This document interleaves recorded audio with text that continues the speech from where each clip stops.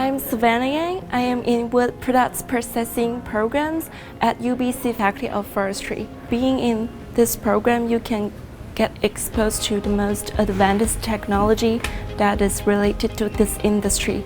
My favorite part about this program was about its resources to all the employers in this industry.